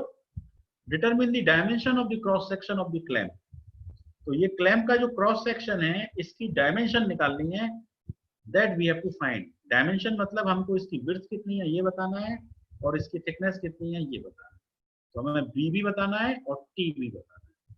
This is the question, ठीक है। तो आप जरा ध्यान दीजिए, इस वाले केस में मैं जरा सा क्लियर करता हूँ, ठीक है। इस वाले केस में हमें किस पे कंसंट्रेट करना है, इस एरिया पे कंसंट्रेट करना है ना। We have to concentrate on this area, और इस एरिया का जो क्रॉस सेंटर है, जो सेंट्रॉइड है, वो मान लेते हैं कि जी है। दिस इज द सेंट्रॉइड, ठीक है, जी इज द सेंट्रॉइड। अब देखिए फोर्स का जो लाइन ऑफ एक्शन है, जो फोर्स का लाइन ऑफ एक्शन है, क्या वो सेंट्रॉइड से पास हो रहा है ना। The force is not passing through the centroid of the area, है ना। Once the force is not passing through the centroid, then that force is known as eccentric force. That force is known as eccentric force, and this type of loading is known as eccentric loading. This is known as eccentric loading. So in this type of case, this force has to be shifted towards the centroid, है ना। तो इसको centroid पे shift करना पड़ता है। तो जब ये parallelly shift होता है तो ये अपने साथ movement भी लेकर आता है। तो जब हम इसको G पे shift करते हैं तो फोर्स तो साथ में शिफ्ट होता ही है, उसकी डायरेक्शन यदि अपवर्ड है यहाँ पर तो अपवर्ड डायरेक्शन में शिफ्ट होगा, और साथ में एक वो क्या लेके आएगा अपने साथ, मूवमेंट लेके आएगा, ठीक है। अब ये मूवमेंट एक वेक्टर है, तो या तो ये क्लॉकवाइज होगा या फिर ये एंटी क्लॉकवाइज होगा, है ना। या तो ये एंटी क्लॉकवाइज होगा या फिर ये क्लॉकवाइज होगा। तो अब इसको आप कैसे पहचान सकते हैं, जी पॉइंट को आपने फिक्स कर दिया, और इस पॉइंट को, एरो के पॉइंट को आप जी की तरफ मूव करिए, तो जी की तरफ मूव करने पे आपको कैसा मूवमेंट मिल रहा है, एंटी क्लॉकवाइज या क्लॉकवाइज, है ना। तो आप क्लियरली देख पा रहे हैं कि आपको एंटी क्लॉकवाइज मूवमेंट मिल रहा है ना। तो आप एंटी क्लॉकवाइज मूवमेंट यहाँ पर शो कर देंगे, और इस मूवमेंट को आप नाम दे देंगे एम, ठीक है। तो इस पर्टिकुलर क्रॉस सेक्शन पर एक तो फोर्स काम कर रहा है, एक मूवमेंट काम कर रहा है। तो फोर्स की वजह से तो आपको मिलेंगे डायरेक्ट स्ट्रेस, फोर्स की वजह से आपको क्या मिलेंगे, डायरेक्ट स्ट्रेस, और बेंडिंग मोमेंट की वजह से आपको मिलेंगे बेंडिंग स्ट्रेस, ठीक है। तो इसेंट्रिक लोडिंग के केस में एक तो डायरेक्ट स्ट्रेस आपको मिलेंगे, दूसरे आपको बेंडिंग स्ट्रेस मिलेंगे। बेंडिंग स्ट्रेस का नेचर कैसा होता है, या तो वो टेंसाइल इन नेचर होते हैं या कंप्रेसिव इन नेचर होते हैं, है ना। बेंडिंग स्ट्रेस आपने देखा है कि बेंडिंग स्ट्रेस जो होते हैं वो न्यूट्रल एक्सिस से, यदि एक तरफ वो कंप्रेसिव हैं तो दूसरी तरफ वो कैसे होते हैं, टेंसाइल होते हैं, है ना। तो न्यूट्रल एक्सिस से ऊपर यदि वो कंप्रेसिव हैं तो न्यूट्रल एक्सिस से नीचे वो टेंसाइल होते हैं, एंड वाइस वर्सा, ठीक है। तो ये जो बेंडिंग स्ट्रेस है ये टेंसाइल इन नेचर भी हैं और कंप्रेसिव इन नेचर भी हैं। अच्छा, जो इनका अपर फाइबर होता है ना, this is the upper fibre and this is the bottom fibre. तो यदि मान लीजिए ऊपर कंप्रेसिव स्ट्रेस है तो अपर फाइबर पर कंप्रेसिव स्ट्रेस की वैल्यू मैक्सिमम होती है। तो डिजाइन पॉइंट ऑफ व्यू से आपको मैक्सिमम को ही कंसीडर करना है ना। सिमिलरली यदि आप नीचे वाले पार्ट में इंटरेस्टेड हैं तो नीचे यदि टेंसाइल नेचर है तो लोअर फाइबर पर उसकी जो वैल्यू है वो टेंसाइल मैक्सिमम होगी लोअर फाइबर पर, टेंसाइल स्ट्रेस की वैल्यू। तो कहने का मतलब बेंडिंग स्ट्रेस कंबाइंड फॉर्म में है, एक तरफ वो टेंसाइल है तो दूसरी तरफ वो कंप्रेसिव है। अब डायरेक्ट स्ट्रेस की कहानी सुनो। तो इनका नेचर कैसा है ना, इनका नेचर कैसा है, तो इनका नेचर इस पर्टिकुलर एरिया पे आप देखें तो इस पर्टिकुलर एरिया पे ये फोर्स क्या है, नॉर्मल है। मान लीजिए ये कोई एरिया है और इस एरिया पे कोई फोर्स नॉर्मल है ना, और इसी एरिया पे कोई फोर्स इस डायरेक्शन में काम कर रहा है, तो यदि वो अपवर्ड काम कर रहा है तो ये एक तरह से टेंसाइल इन नेचर है, डाउनवर्ड काम कर रहा है तो एक तरह से कंप्रेसिव इन नेचर है। तो एक तरह से इस फोर्स की वजह से डायरेक्ट टेंसाइल स्ट्रेस डेवलप होंगे, है ना। इसकी डायरेक्शन पर डिपेंड करेगा कि ये डायरेक्ट टेंसाइल डेवलप करेगा या डायरेक्ट कंप्रेसिव डेवलप करेगा। तो कहने का मतलब इसमें भी टेंसाइल हो सकता है या कंप्रेसिव हो सकता है। हमारे केस में ये टेंसाइल है, ठीक है। तो जब हमारे केस में ये यहाँ पे टेंसाइल है और बेंडिंग स्ट्रेस में भी एक टेंसाइल का पार्ट है, तो इस वाले टेंसाइल को इस वाले टेंसाइल से जब हम सम अप कर देंगे तब हमको मैक्सिमम टेंसाइल मिल जाएगा, ठीक है। बेंडिंग वाला टेंसाइल और डायरेक्ट वाला टेंसाइल, उन दोनों को हम सम अप करेंगे तो हमको मैक्सिमम टेंसाइल मिल जाएगा।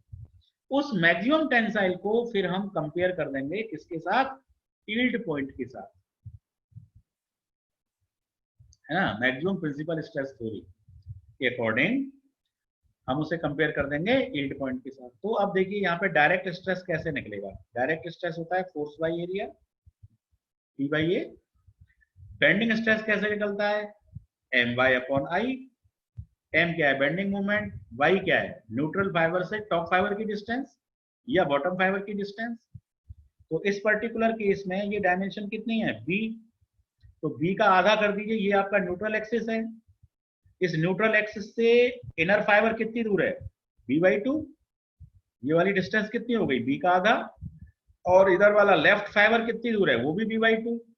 तो इस न्यूट्रल एक्सिस ने इसको दो पार्ट में डिवाइड कर दिया, b/2। तो इसका आपके केस में y की वैल्यू कितनी हो जाएगी, b/2। y की वैल्यू हो जाएगी b/2 और b = 2t क्वेश्चन में दे रखा है। b = 2t क्योंकि रेशियो 2/1 है। तो एक तरह से आप कह सकते हैं b/2 मतलब 2t/2, 2 cancel out, so it is t only. तो y की जगह आप t लिख सकते हैं। अब इनर्शिया, इनर्शिया क्या होता है, bh³/12। तो देखिए आपका बेस कितना है यहाँ पे, t। तो t × b³/12, this will be your inertia, है ना। Inertia can be found t, b को आप 2t लिख सकते हो, 2t का होल क्यूब /12। तो देखिए इनर्शिया भी आपका t के फॉर्म में आ जाएगा, y भी आपका t के फॉर्म में है, एरिया भी आपका t के फॉर्म में है। एरिया कैसे निकालोगे, length into width, b into T, है ना। एरिया क्या हो जाएगा, b इंटू टी। अब b की वैल्यू कितनी है, 2t, 2t into T, 2t²। तो एरिया की वैल्यू 2t² हो जाएगी। तो फोर्स आपको पता ही है, फोर्स क्वेश्चन में दे रखा है 25। तो ये पूरा जो लेफ्ट हैंड साइड है, अब इसको आप कंपेयर कर देंगे यील्ड पॉइंट के साथ या डिजाइन स्ट्रेस के साथ, SYT/FS। तो ये लेफ्ट हैंड साइड आपकी T के फॉर्म में आ जाएगी। SYT क्वेश्चन में दे रखी है 400 मेगापास्कल। SYT कितनी दे रखी है, 400 मेगापास्कल। और फैक्टर ऑफ सेफ्टी कितना दे रखा है, 4। तो ये 400/4 हो जाएगा, यानी कि 100 का स्क्वायर, है ना। तो अब यहां से आपका T कैलकुलेट हो जाएगा। And once T is available तो आपको विड्थ और थिकनेस उस ब्रैकेट की मिल जाएगी। तो इस क्वेश्चन में कोई बहुत ज्यादा तिकड़म नहीं है। It is A question of eccentric loading, है ना। इसेंट्रिक लोडिंग को आप जब ट्रांसफर करेंगे तो डायरेक्ट स्ट्रेस भी आएगा, बेंडिंग स्ट्रेस भी आएगा। दोनों को कंबाइंड करिए, प्लस करिए, प्लस करने से आपको मैक्सिमम वैल्यू मिल जाएगी, उसको आप यील्ड पॉइंट के साथ कंपेयर कर दीजिए। तो this is I think this is clear, this problem is also clear. चले आगे।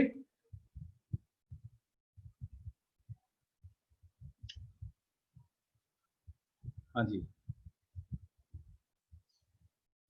Problem number 3।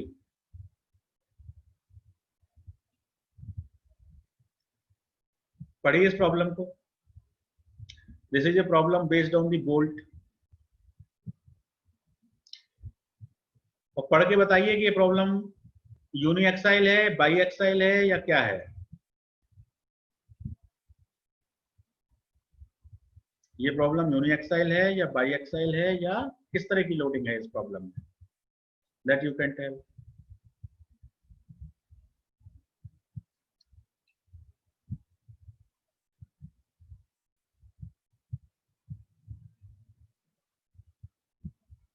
हाँ जी,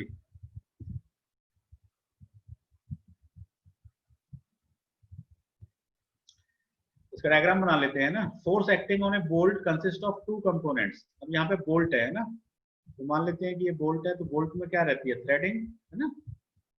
बोल्ट में तो थ्रेडिंग रहती है ना, इस तरह से मान लो ये बोल्ट है, ठीक है। तो आउटर टू आउटर कौन सा डायमीटर होता है, मेजर डायमीटर होता है।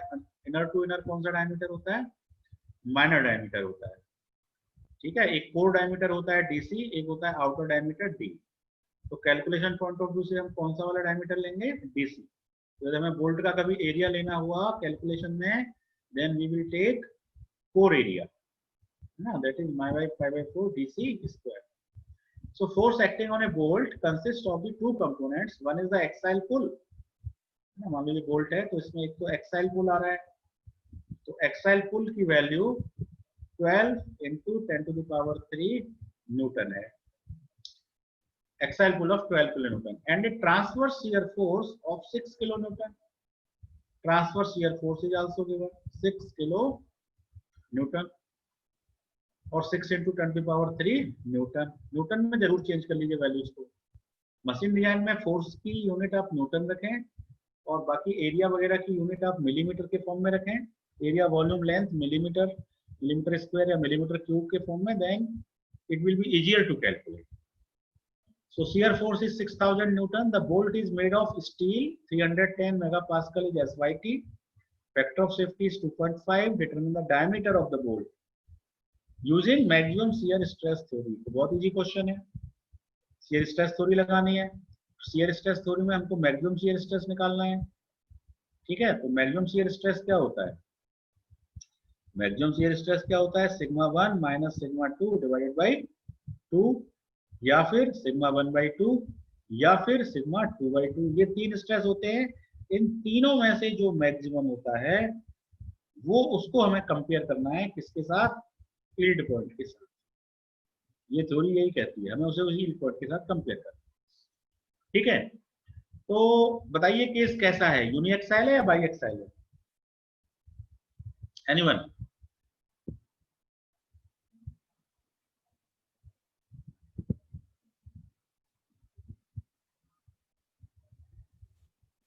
बाईएक्साइल है सर।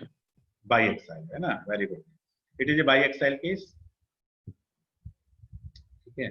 अब बाईएक्साइल केस में आपको ये भी पता है कि सिग्मा 1 और सिग्मा 2 है ना, प्रिंसिपल स्ट्रेस। हमें तो प्रिंसिपल स्ट्रेस की रिक्वायरमेंट है, देखो सिग्मा 1 सिग्मा 2 सिग्मा 1 सिग्मा 2, हमें सिग्मा 1 सिग्मा 2 की रिक्वायरमेंट है। तो आपको ये पता है कि सिग्मा 1 का एक फॉर्मूला है और सिग्मा 2 का एक फॉर्मूला है बाईएक्साइल में, और वो फॉर्मूले आपको याद भी होंगे, आपने स्ट्रेंथ ऑफ मटेरियल में भी पढ़े हैं। तो वो फॉर्मूले जरा सा मैं बोर्ड पे लिख रहा हूँ। सिग्मा 1 का फॉर्मूला होता है sigma x plus sigma y/2 plus sigma x minus sigma y/2 whole square, और plus tau xy whole square, और ये वाला पार्ट रूट में रहता है। This is the formula for sigma 1। और यदि सिग्मा 2 चाहिए तो यहाँ पे केवल माइनस लगा दो, है ना। यदि माइनस यूज करेंगे बीच में तो ये सिग्मा 2 बन जाएगा।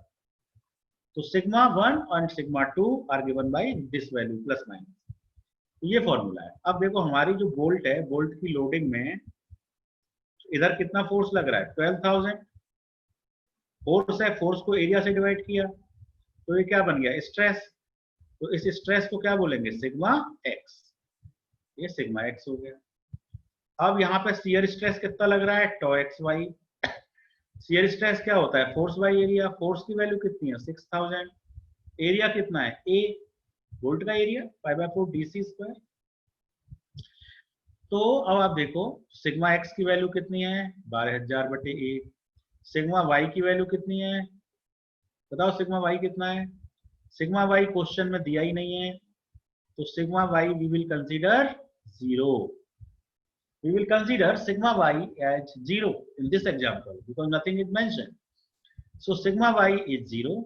So you can write it in this way: 12,000 divided by a plus 0, मतलब वही हो गया 12,000 divided by 2a, ये वाला टर्म सॉल्व हो गया, plus minus under root of ये वाला टर्म भी वही आ जाएगा 12,000 divide by 2a whole square plus tau X Y की वैल्यू क्या है 6,000 by a, so you can use 6,000 divide by a whole square.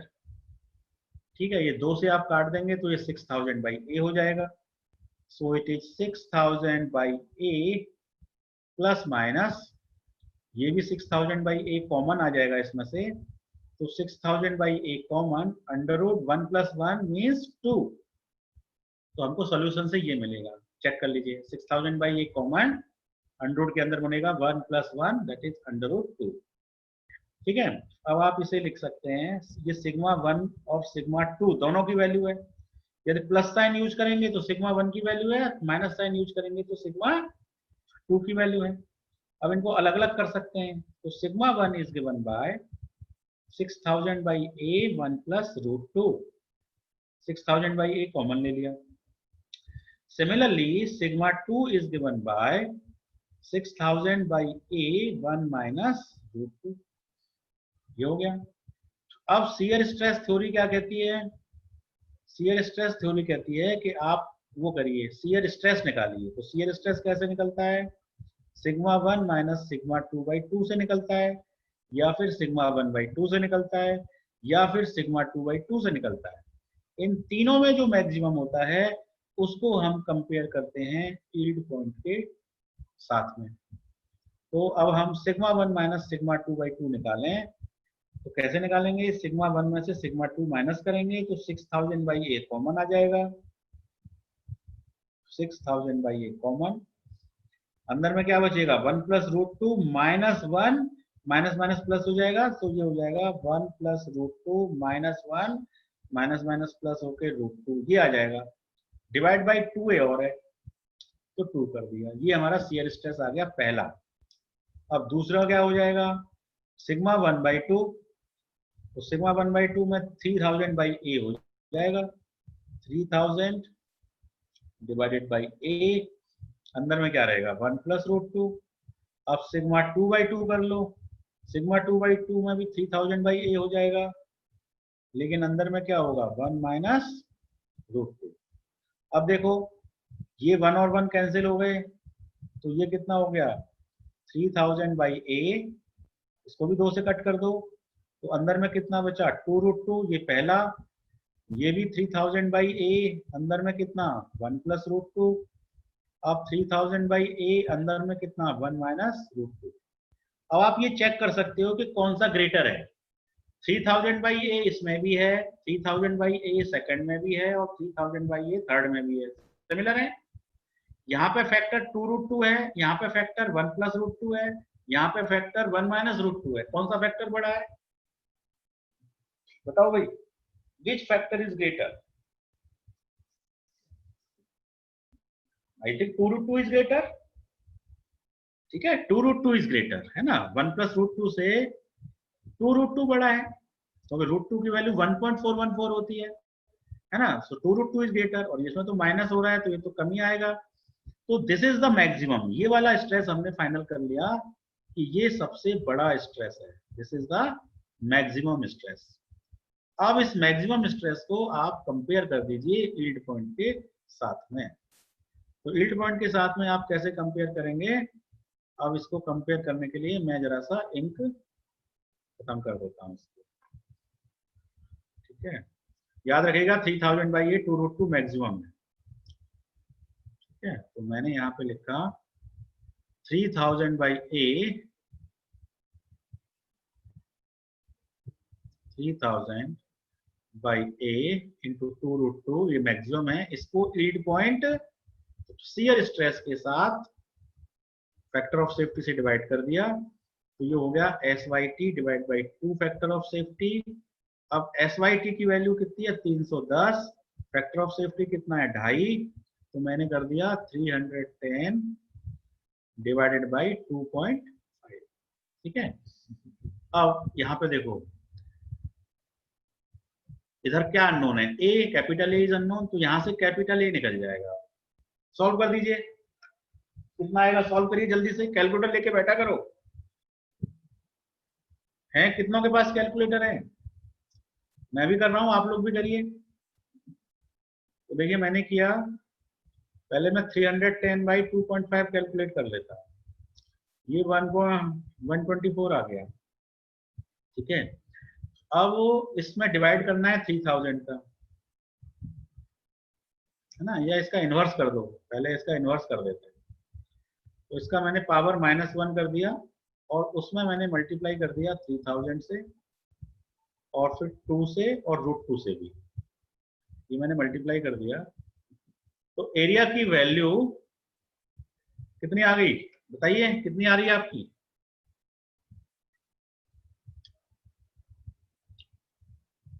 मेरी आ रही है 136.85। चेक कर लेना आप लोग, है ना, यहाँ पे ये 2 और है, इस 2 को मत भूलिएगा, ये 2fs है तो 2.5 × 2 आएगा ये, है ना। तो एरिया की वैल्यू कैलकुलेट होके आ गई 136.85 mm²। एरिया निकल गया, है ना, एरिया निकल गया, बोल्ट का क्रॉस सेक्शन का एरिया निकल गया। अब एरिया क्या होता है, π/4 DC² इक्वल टू 136.85। अब यहां से आप डीसी निकाल लो, जरा डीसी सॉल्व करिए, किसी का डीसी आ जाए तो आंसर बताइए कितना आएगा। इंटू 4 कर दिया, डिवाइडेड बाई पाई कर दिया और इसका रूट निकाल दिया। तो रूट निकालने के बाद आंसर आया 13.2। So answer is DC equal to 13.2 mm। This is the answer, है ना। Answer is also given in the question, ये आंसर है। So our answer is matching with the answer mentioned, so we have applied, we have calculated correctly। ठीक है, तो अब इस bolt के क्वेश्चन में कोई प्रॉब्लम? देखिए अभी तक हम एक नकल का क्वेश्चन कर चुके हैं, एक इसेंट्रिक लोडिंग का क्वेश्चन कर चुके हैं, एक हमने बोल्ट का क्वेश्चन कर लिया। ठीक है, अब जरा सा गेट के क्वेश्चन पे बढ़ते हैं आगे, है ना। कंसेप्ट के लिए ये मैंने कुछ क्वेश्चन आपको बताए हैं, तो अब मैं जरा सा आपके सामने एक क्वेश्चन रख रहा हूँ गेट का।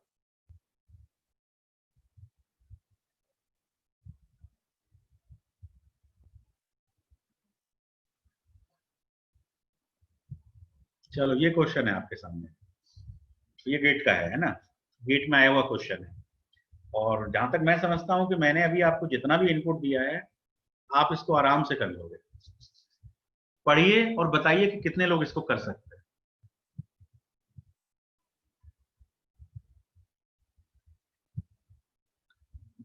At a critical point in a component, the state of the stress is given।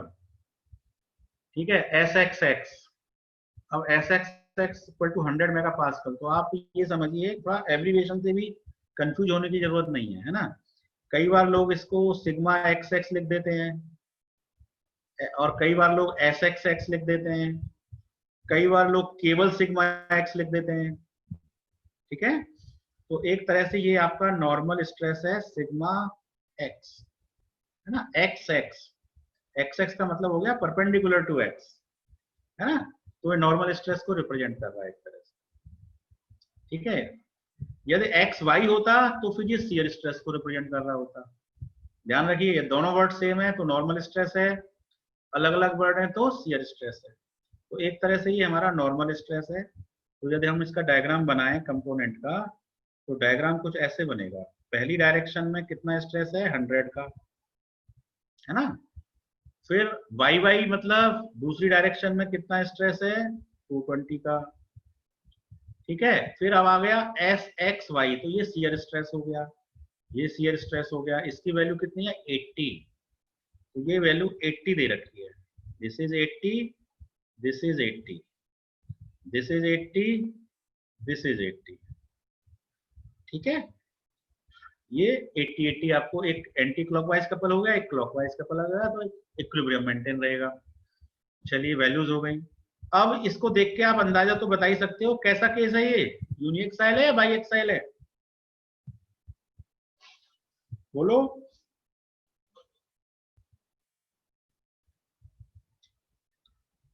ऐसे वक्त पे माइक अनम्यूट करके बोलना चाहिए आपको। कोई भी बताएं कैसा एक्साइल है, बाई एक्साइल है, यूनी एक्साइल है?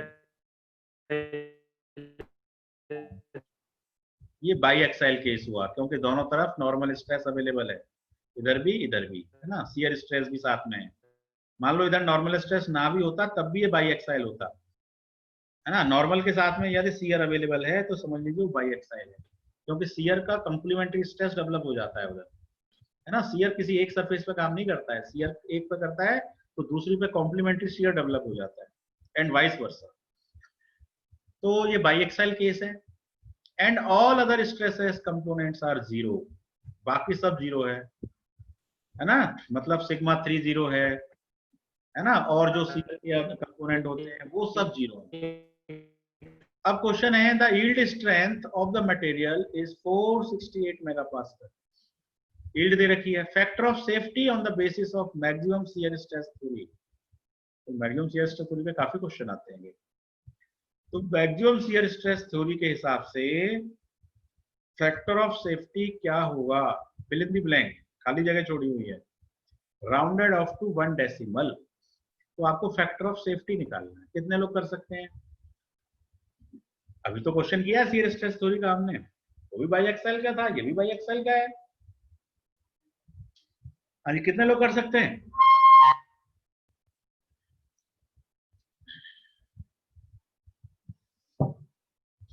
हाँ, जवाब दीजिए।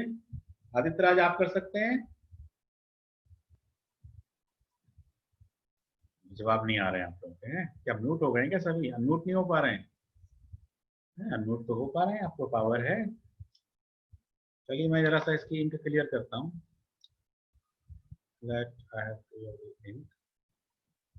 ठीक है, तो अब इस केस में देखो क्या करना होगा।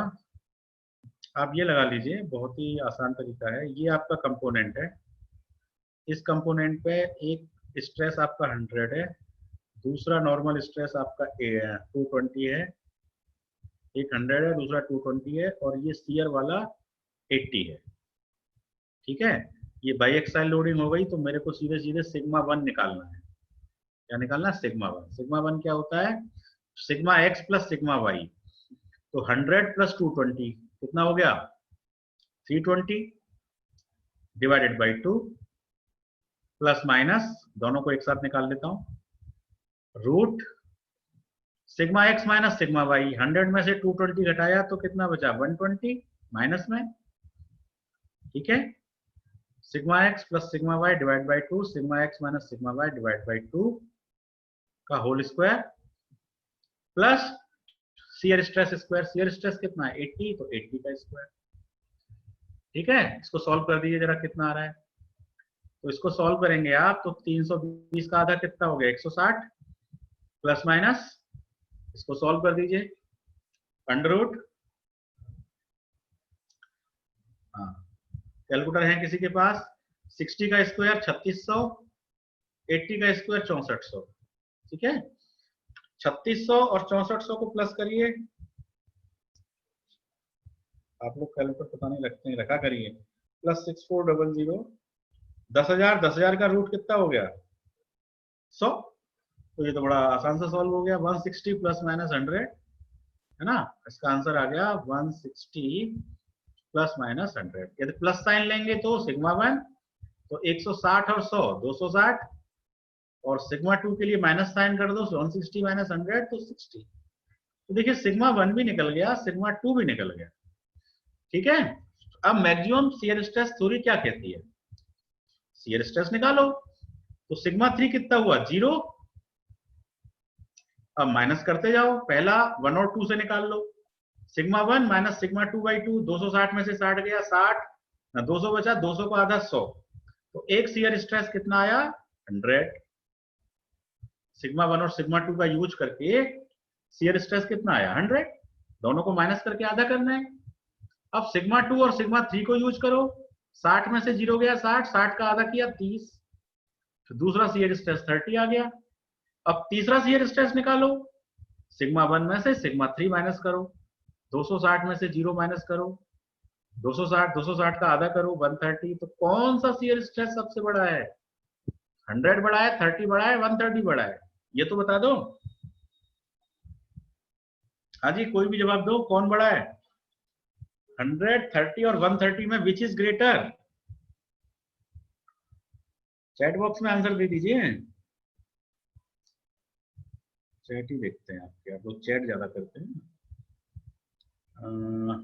1.44 अभी किसी ने टाइप नहीं किया है बाई एक्सेल। चलो ठीक है, पहले का आंसर ओके है ऋषभ का। आदित्य राजेश सर, अब बताइए इसमें कौन ग्रेटर है? 100, 30 और 130 में which is greater? Last question है ये हमारा आज का, बताइए विच इज ग्रेटर। ये तो बच्चों वाला सवाल है, दूसरी क्लास का बच्चा ही बता देगा कि 100 बड़ा है कि 30 बड़ा है कि 130 बड़ा है। Which is greater?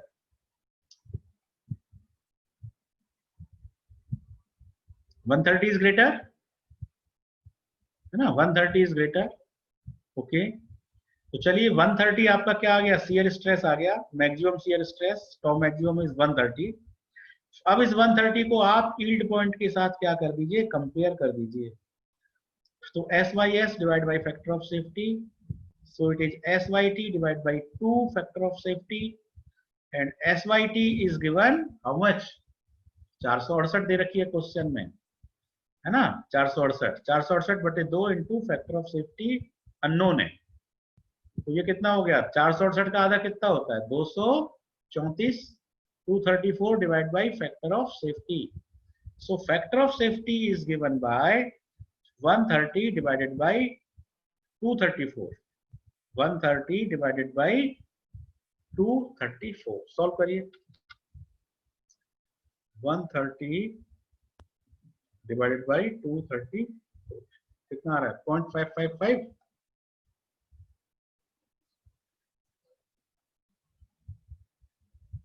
ठीक है, बाकी आप लोग इसमें देख लेना, कोई और सॉल्यूशन मिस्टेक हो तो उसको कर लेना, है ना। अब इस क्वेश्चन को हम लोग आगे करेंगे, ये डायनामिक लोडिंग का क्वेश्चन है, दैट वी विल डू बाद में करेंगे। ये पीपीटी में आपको भेज दूंगा, और इसमें कुछ इसके अलावा और भी कुछ क्वेश्चंस हैं, उन क्वेश्चंस को आप प्रैक्टिस कर लीजिएगा। जैसे ये क्वेश्चन है ना, इस क्वेश्चन, ये भी थ्योरी बेस्ड है, स्टैटिक लोडिंग का क्वेश्चन है, यू कैन प्रैक्टिस, है ना। This also you can practice.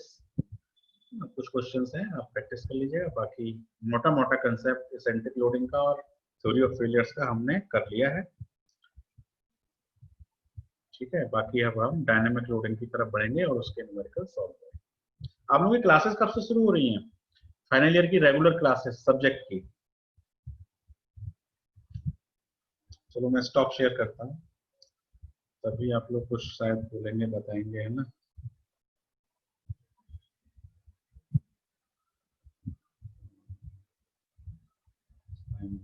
Stop sharing.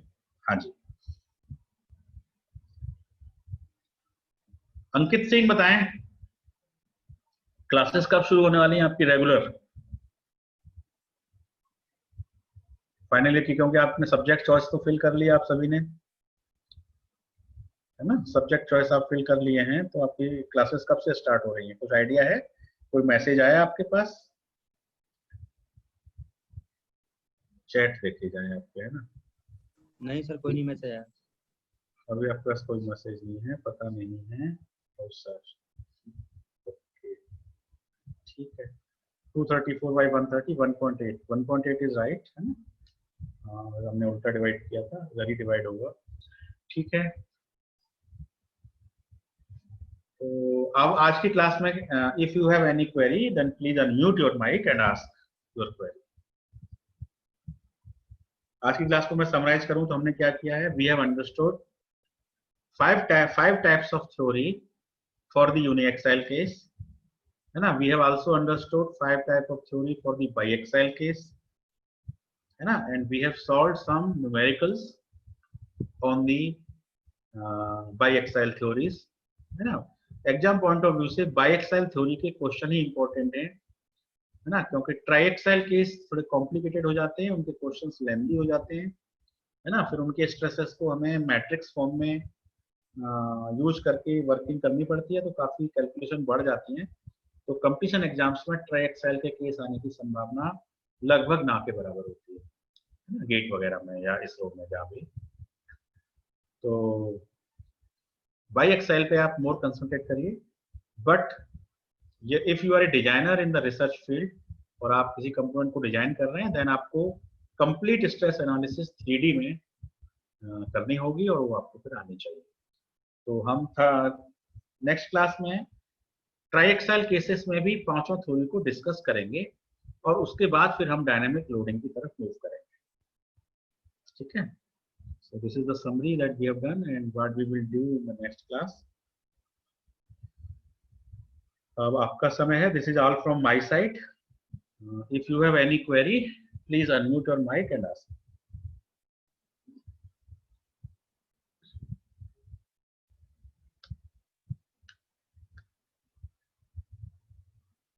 Siddharth Chandel,